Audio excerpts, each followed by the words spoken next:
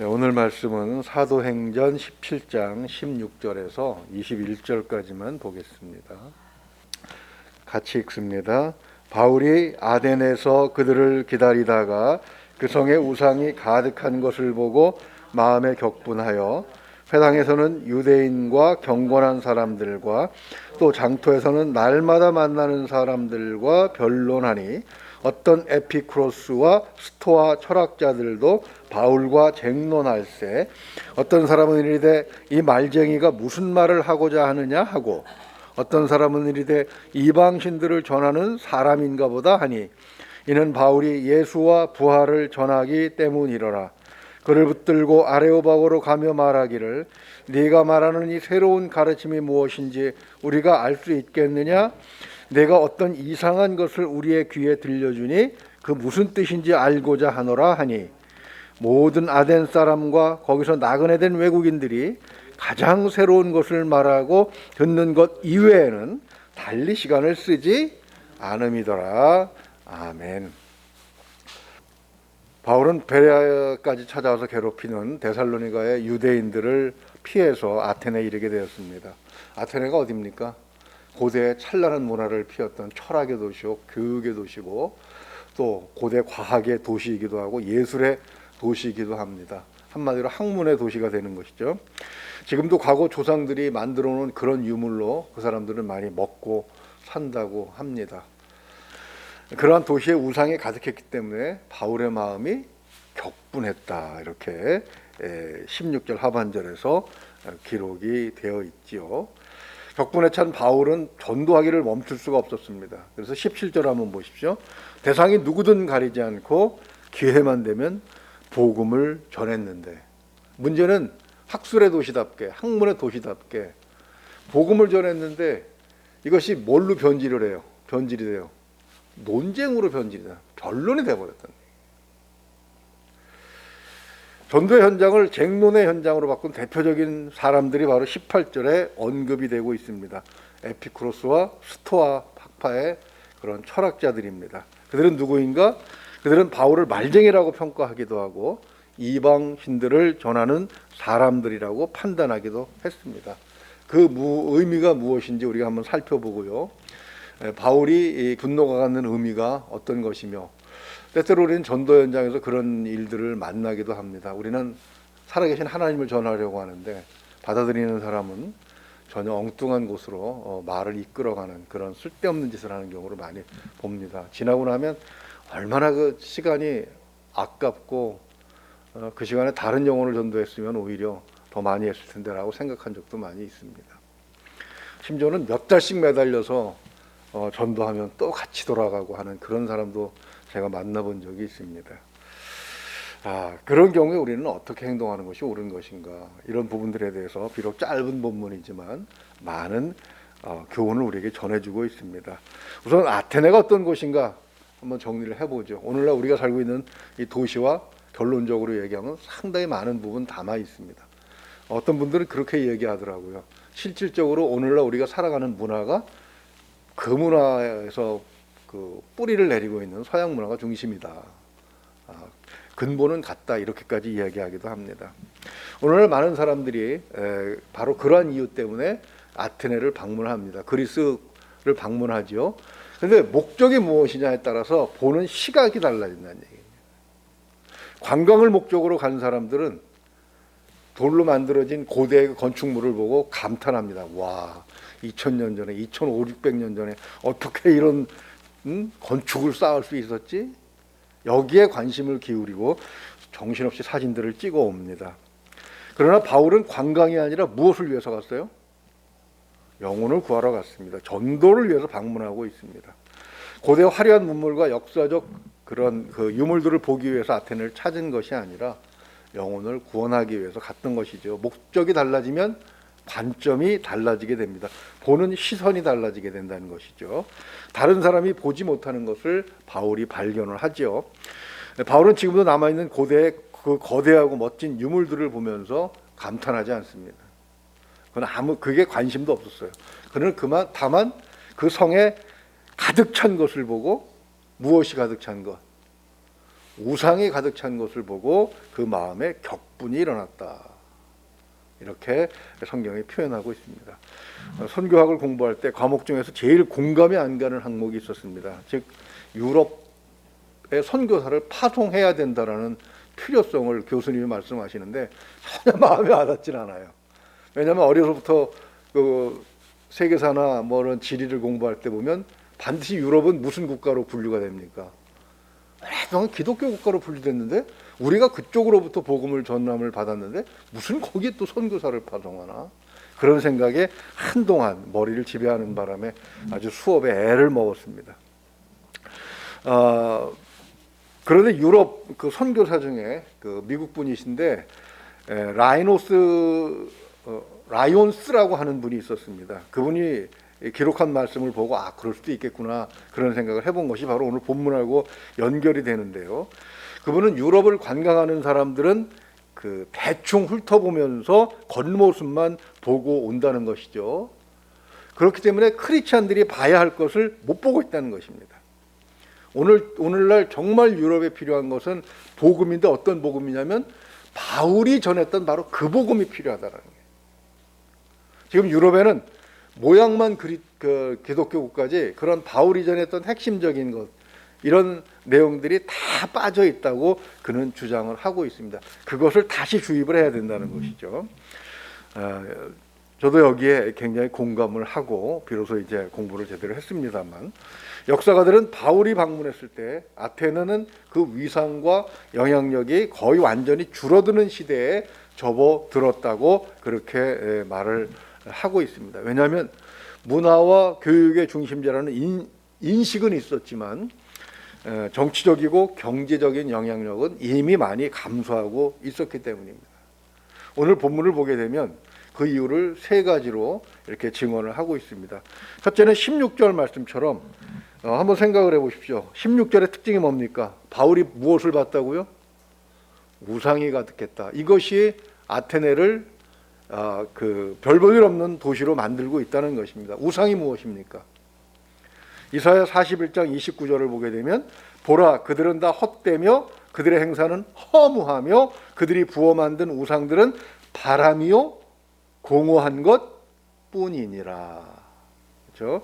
하나님께서 우상 숭배를 미워하십니다. 왜냐하면 그것이 바로 헛것이고 거짓이고 공허한 것이기 때문이죠. 주님은 요한복음 8장 44절에서 사탄의 정체를 거짓말장이요 거짓의 압이라고 폭로를 하셨습니다. 우상이 만연하다는 것과 거짓과 공허한 이론이 도시에 가득 찼다는 것을 이 16절이 의미하고 있는 것이죠. 이런 도시가 힘을 가지고 있을 수는 없는 것입니다.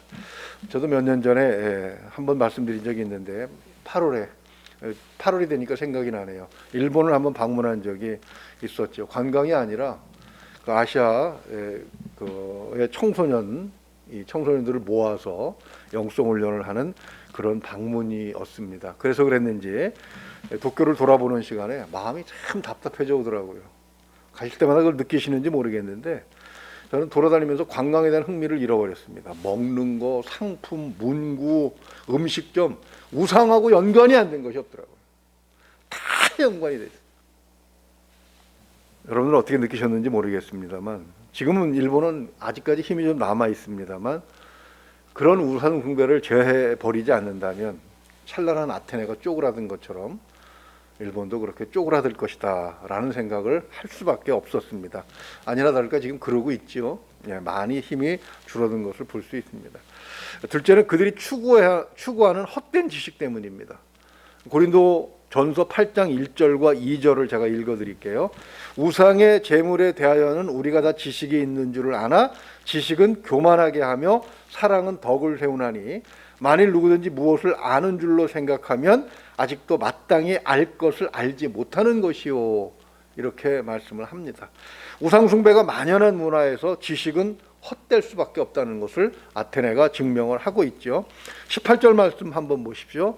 그나마 그 당시에는 이런 학파들이 좀 있었습니다. 에피쿠로스 학파와 스토아 철학자들이 대표적으로 아테네 학문을 유지하고 있었는데요. 에피쿠로스파는 신의 존재를 믿습니다. 다만 그 신이 너무 멀리 있어서 세상에는 간섭을 하지 않는다는 거예요. 이것을 18세기 유럽의 계몽주의 철학에서는 이실론이라고 얘기합니다. 영어로 데이즘이라고 얘기하기도 하고 또는 자연신학이라고 이렇게 얘기하기도 하는데요. 바로 이런 신학, 이런 사상으로 인한 대표적인 행동이 뭐냐면 죽음에 대한 인식에서 드러납니다. 인간의 죽음도 신과는 상관이 없다. 죽으면 그게 끝이라고 생각을 합니다. 한 세상 힘들게 뭐하러 사는가? 죽으면 끝인데 고통이 없는 쾌락이 인생의 최고의 선이다, 이렇게 주장을 합니다.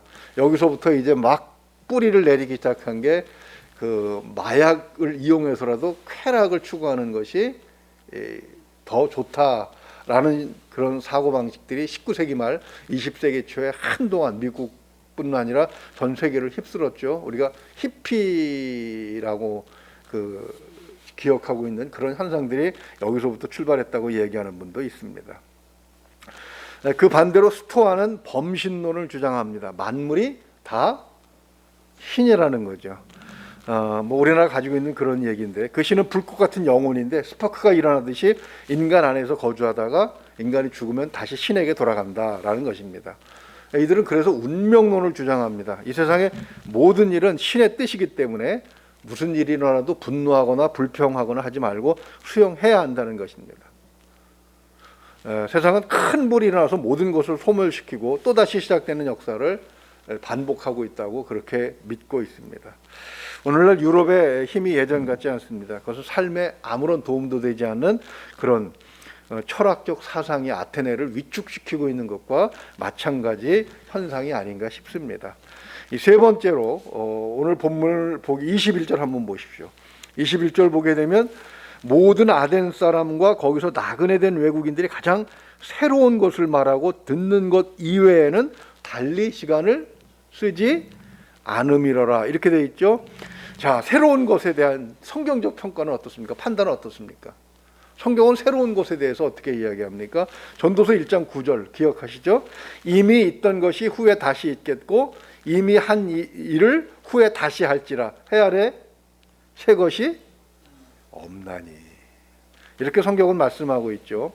18세기 계몽주의 때 등장했다고 하지만 이미 바울 시대에 있었던 것처럼 바울 시대에 유행하고 있던 그런 사상의 뿌리는 이미 그 이전 몇백 년 전서부터 시작되고 있었습니다. 조금씩 뿌리를 내리고 가지를 치면서 변해가는 것뿐이죠. 그러니까 식상해하고 있는데 바울이 지금까지 들어보지도 못한 이야기를 지금 한다는 것입니다. 그리고 호기심을 보일만 했던 것이죠.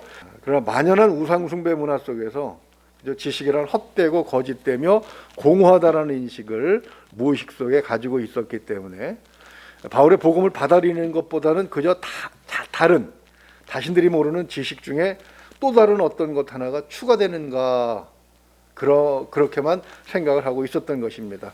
18절을 보게 되면 그런 바울에 대해서 뭐라고 평가합니까? 말쟁이라고 평가를 하고 있는 것을 볼 수가 있습니다. 그 뜻은 여기저기 신기한 지식들을 주워 모아서 다른 도시로 옮기면서 구전을 뜯어먹고 사는 그런 사람이다. 또한 이방신을 전하는 사람으로 생각을 했습니다. 수많은 우상 중에 하나라고 생각을 했던 것이죠. 그 나라를 대표하는 학자들이 진리가 무엇인가를 추구해도 부족할 텐데 누구에게 자랑하길 위해서 그런 지식 따위나 주워 모아서 전하는 그런 나라가 어떻게 힘을 발휘할 수 있겠는가, 이제 그렇게 생각을 해볼 수가 있습니다. 저는 일본에서도 비슷한 현상을 보았습니다. 우리말로 번역된 그 책이나 영어로 소개된 일본 사람들의 생각을 보면 기독교에 대한 생각이 바울 시대 아테네 사람들의 생각하고 비슷하지 않나, 그런 생각이 들더라고요. 제가 일본 교회에 예배에 참석을 했는데 목사님은 대학에서 교수를 겸임하시는 그런 분이셨습니다. 제가 일본어가 안 돼가지고 영어로 몇 마디 대화를 나누었는데 그분도 역시 같은 이야기를 하시더라고요. 자기 교회 교인 중에도 신앙이 있어서 교회 나오는 것이 아니라, 믿고자 교회 나오는 것이 아니고 진리를 추구해서 나오는 그런 분들은 별로 없고 다른 이유로 나오시는 분들이 많다. 근데 오히려 그런 분들이 믿음을 갖기가 더 어렵다, 그렇게 고민을 말씀하시더라고요. 참 대학 때 배운 일본어를 다 잊어버려가지고 깊은 대화를 못 나눈 것이 좀 아쉬웠는데, 아무튼 아테네 사람들이 바울의 강론에 관심을 보인 것은 처음 들어본 말이기 때문입니다. 오늘 사도행전 17장 16절에서 21절에 나오는 이런 현상들, 이것은 2000년 전에 고대 아테네 현상이 아니라 오늘날 우리 가운데도 있는 것이고, 또 우리가 자주 방문하는 나라들에도 있는 현상이라는 것을 우리는 생각을 해볼 수 있는 것이죠. 고린도전서 8장 1절의 말씀처럼 그들은 스스로 잘난 척할 수 있는 새로운 지식이 필요해서 바울을 주목을 했던 것이지, 바울이 간절하게 전하는 영혼 구원의 그 본뜻에는 전혀 신경을 쓰지 않았습니다. 그렇기 때문에 34절에 보게 되면 수고에 비해서 소득이 별로 없었어요. 그저 몇 사람. 우리 여기서 바울이 무엇을 실수했나 하는 부분을 한번 생각을 해보고 교훈을 찾으려고 합니다. 16절을 보게 되면 바울이 마음에 격분하였다고 하는 것, 그것은 죽어가는 영혼에 대한 안타까움과 그 영혼에 대한 사랑에서 비롯된 것입니다. 헬라어를 보게 되면 파록시노마이라고 하는 그런 단어를 쓰고 있는데, 이 단어는 하나님께서 사람들의 범죄에 대해서 느끼는 그런 특별한 감정을 표현할 때 이 단어를 사용을 합니다. 단순히 우리가 분노하는 그런 것이 아니고요. 바울이 이러한 감정을 느꼈다는 것은 잃어버린 영혼에 대한 하나님의 마음과 일치했다는 것입니다. 그러나 흥분하게 되면 하나님은 이성을 잃어버리시지 않지만 우리는 어때요? 우리는 흥분하면 이성을 잃어버리고 되돌릴 수 없는 그런 실수를 할 때가 많이 있습니다. 바울은 하나님이 아니었기 때문에 격분하는 마음을 절제할 수가 없었습니다. 그 바람에 그는 어디에 빠져요? 논쟁의 함정에 빠지고 있는 것입니다. 이 전도를 실습할 때 가장 주의를 주는 것이 복음을 전하다가 논쟁에 빠지지 않도록 조심하라는 것입니다. 아예 말을 끊으라고 그렇게 얘기합니다. 얻을 것이 없다는 것이죠. 17절에서 18절 보게 되면 바울이 아테네 사람들과 변론하고 쟁론했다고 설명하고 있습니다. 바울의 전도 여행을 다시 한번 돌이켜보죠. 첫째는 무엇을 이용했습니까? 회당을 이용했습니다. 그렇죠? 즉 구약 성경을 통해 참 하나님에 대한 지식이 있는 사람들에게 먼저 다가갔습니다. 둘째는 회당이 없던 빌립보, 우리 16장에서 봤죠. 16장 12절과 13절을 보게 되면 전도를 한 것이 아니라 수일 동안 무엇만 하고 있습니까? 기도만 했던 것을 볼 수가 있습니다. 즉 하나님의 인도하심에 전적으로 맡기고 의지했습니다. 사실은 아테네에서도 그렇게 했어야 했던 것이죠. 그러나 왜 그들의 영혼을 구하겠다고 쟁론이라는 함정에 빠집니까? 그것은 그들이 지식이 있기 때문에, 그죠? 그들이 신앙에 대해서도 어느 정도 관심이 있을 것이다라고 믿었기 때문입니다. 전혀 다른 것이죠. 사실 기독교 신앙은 과학적이거나 논리적이지 않은 그런 내용들이 많이 있습니다. 성경이 마지막으로 기록된 시기가 지금으로부터 1900년 전입니다. 그렇다면 그 시대에는 과학도 지금처럼 발달하지 못했고 문자도 그리고 인쇄도 발달하지 못했을 때입니다. 하나님은 문학적인 방법으로 하나님의 뜻을 사람들에게 전해 주셨지요. 논쟁으로 올바른 결론에 이를 수 있는 그런 특성이 사실은 성경은 많이 아니라는 사실입니다. 그럼 어떻게 전해야 되는가? 포기해야 되는가? 그렇지는 않죠. 요한복음 16장 13절을 보지요. 그러나 진리의 성령이 오시면 그가 너희를 모든 진리 가운데로 인도하시리니 그가 스스로 말하지 않고 오직 들은 것을 말하며 장래일을 너희에게 알리시리라. 내 것으로는 전도에 성공할 수 없습니다. 성령께서 인도하시는 방법, 또 성령께서 주시는 말씀, 성령께서 주시는 예언으로 비로소 영혼 구원의 기적이 나타난다는 것을 우리가 기억해야 할 것입니다. 말씀을 정리합니다. 믿지 않는 사람들에게 복음을 전할 때 가장 난감한 것이 어떤 사람입니까? 자기 자신이 지식이 뛰어나다고 하는 사람, 특히 과학적이라고 스스로를 믿는 사람들이 가장 어렵습니다. 근데 그보다 더 어려운 것이 그 마음에 우상이 가득 찬 사람들입니다. 2000년 전에 바울이 방문했던 아테네는 지금 우리 곁에 그대로 재현이 되고 있습니다. 일본만 그런 것은 아니고요. 우리나라도 마찬가지죠. 이러한 시대에 쓸데없이 신학적 논쟁에 빠져들면서 그 논쟁에 집착하다 보면 러시아를 공산당에게 다 빼앗긴 것 같은 그런 실수를 범하게 되는 것입니다. 우리는 그런 것을 보면서 잃어버린 영혼에 대해서 바울처럼 하나님의 마음을 가져야 합니다. 믿지 않는 사람들에게 복음을 전하기를 멈추지 말아야 하는 것이죠. 그러나 격분하면 안 되는 것이죠. 흥분해서는 얻을 것이 조금도 없다. 무조건 뛰쳐나가는 것보다는 성령의 인도하심을 간절한 마음으로 기다리는 것, 그것이 먼저라는 사실을 우리는 전도에서도 우리 다시 한번 확인하게 되는 것입니다. 어렵고 힘든 일이 있을 때 전도뿐만 아니라 매사가 그렇죠. 성령께서 먼저 인도하심을 기다릴 수 있는 인내가 있다면, 그리고 간절한 마음이 있다면 하나님께서 반드시 옳은 길로, 열매가 있는 길로 인도하실 것입니다. 오늘 바로 그런 하루가 되시기를 주님의 이름으로 축원을 드립니다. 우리 기도하겠습니다. 하나님 아버지 감사합니다. 또 이렇게 오랜만에 건강한 모습 뵙게 하시고 거리는 멀어졌지만 마음이 하나인 것을 다시 한번 알게 하시니 감사합니다. 하나님, 또 귀한 예물 주 앞에 드려서 하나님께서 우리 가족을 지켜주시고 인도하심에 이렇게 감사를 드립니다. 하나님, 축복 허락하여 주시옵소서. 코로나19로 어려울 때에 능히 견디게 하시고 이기게 하시고, 오히려 비 온 뒤에 땅이 굳어지는 것처럼 더 좋은 결과를 얻을 수 있는 그런 가정들이 되게 하여 주시옵소서. 오랜만에 건강한 모습도 보게 하신 걸 감사합니다. 이 시대를 살아가면서 점점 우리 육신이 후패해져 가지만 믿음 안에서 하나님께서 모세를 인도하셨던 것처럼 그런 건강을 우리에게 주시기를 소망합니다. 먼저 육체의 건강보다 정신의 건강을 허락하여 주시옵소서. 늘 맑은 마음으로 세상을 보게 하시고, 또 필요할 때 하나님의 일에 동원될 수 있는 우리가 되게 하여 주시옵소서. 이번 한 주간도 주님께서 승리하게 하실 줄 믿고 감사하오며 우리 주 예수 그리스도 이름으로 기도하옵나이다. 아멘. 기도하시다가 돌아가시겠습니다.